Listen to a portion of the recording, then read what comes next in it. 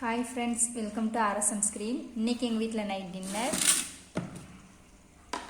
சுட சுட இட்லி, ஆவி பறக்க இட்லி.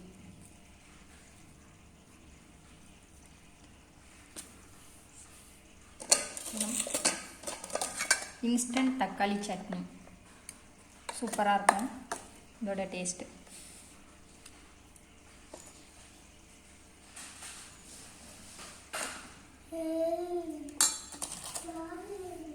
அப்புறம் இது மதியம் வச்ச சுண்டல் குழம்பு. இப்போ சுண்டல் கூட்டாயிருச்சு. அவ்வளோதான். இதான் எங்கள் வீட்டில் இன்றைக்கி நைட் டின்னர். அப்புறம் தண்ணி.